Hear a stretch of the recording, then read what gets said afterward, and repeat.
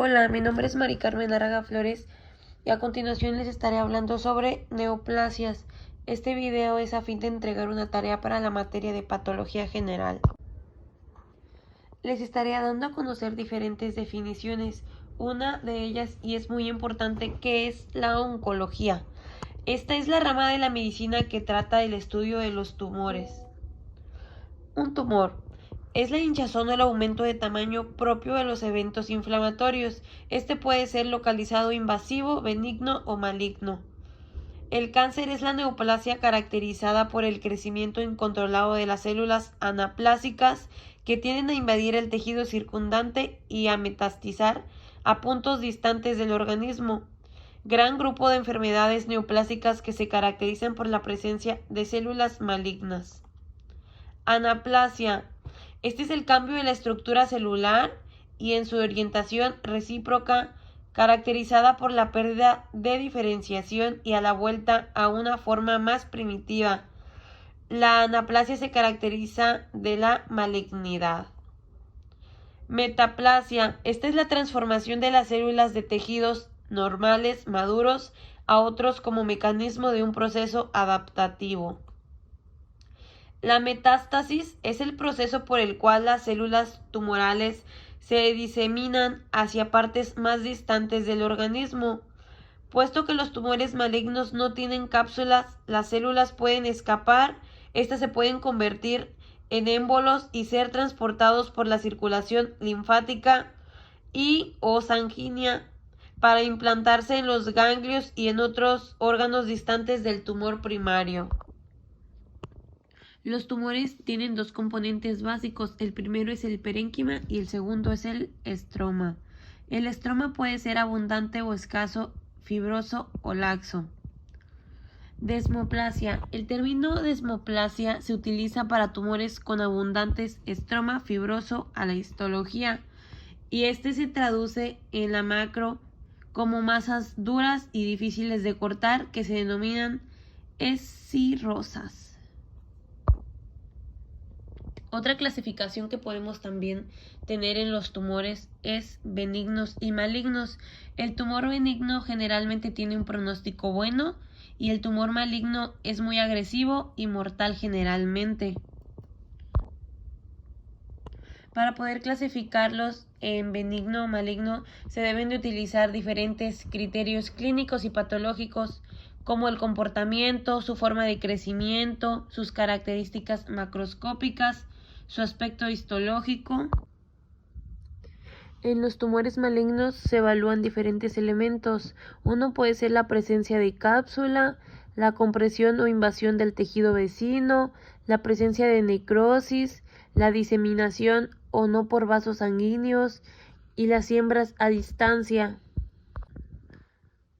Los tumores benignos tienden a tener una buena diferenciación, es más fácil poder diferenciarlos, y los tumores malignos tienden a ser pobremente diferenciados, es decir, pues que es más difícil. Dentro de la nomenclatura tenemos que definir si un tumor es benigno o maligno. Debemos de aclarar de qué naturaleza es, qué tipo de células es lo que lo componen, y tenemos que identificar en qué órgano o tejido está localizado. Todos estos datos los vamos a utilizar para poder tener una aproximación solamente de la lesión tumoral. No con todos estos datos ya vamos a saber precisamente qué tipo de tumor es. Los tumores también se pueden clasificar dependiendo su tipo de sufijo. Los que terminan en noma se dice que son los tumores benignos y los carcinoma o sarcoma son los tumores malignos, pero hay excepciones a estas reglas. La nomenclatura diferente para el tejido linfohematopoyético, las células germinales o las células embrionarias. Los tumores de origen epitelial como los papilomas, estos crecen exofíticamente en los epitelios superficiales, y los adenomas se originan en glándulas o crecen con patrón glandular. Los tumores de origen epitelial, los carcinomas, son malignos originados en cualquiera de los tejidos anteriores nombrados. Y para los tumores originados en los tejidos mesenquimales se antepone el nombre de tejido de donde se originó el tumor y se coloca el sufijo oma si es benigno o el sufijo sarcoma si es un tumor maligno.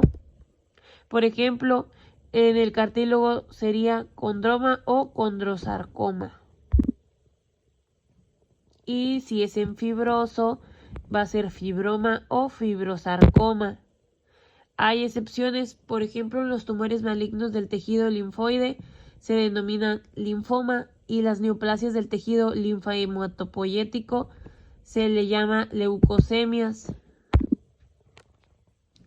A los tumores malignos de los tejidos embrionarios se les denomina como blastoma y a los tumores de células germinales tienen nombres como serminoma, tumor del saco vitelino, cariocarcinoma, entre otros más. Los marcadores tumorales pueden ser los antígenos de superficie, las proteínas citoplasmáticas, las enzimas, las hormonas. Estos pueden ser detectados en el plasma o en otros líquidos corporales. La presencia de estos apoya el diagnóstico de cáncer y es útil para establecer la respuesta al tratamiento o para indicar la presencia de recidivas durante el control o seguimiento. Cuando hablamos de metástasis significa la extensión de un tumor lejos de la lesión primaria y es una propiedad exclusiva de los tumores malignos. Los tumores se pueden diseminar por siembra de cavidades y superficies orgánicas o por diseminación vascular.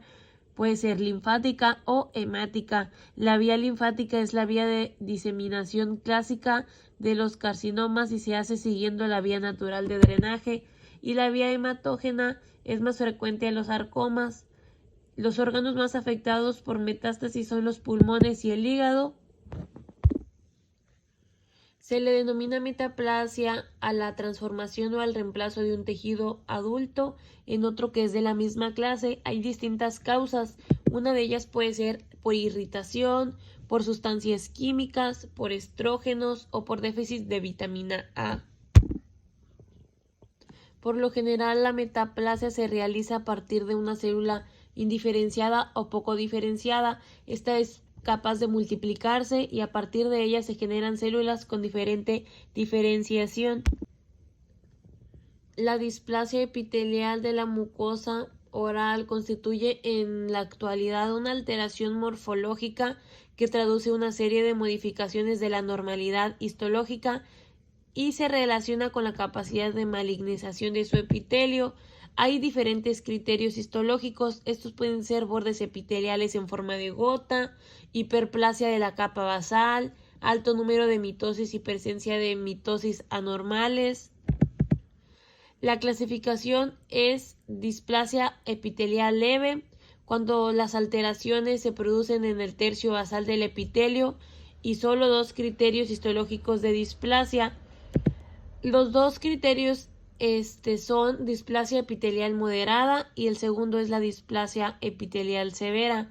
La moderada es cuando los cambios displásicos afectan a los dos tercios inferiores del epitelio y la epitelial severa cuando los cambios afectan más a los dos tercios del espesor del epitelio sin llegar a involucrarlo por completo.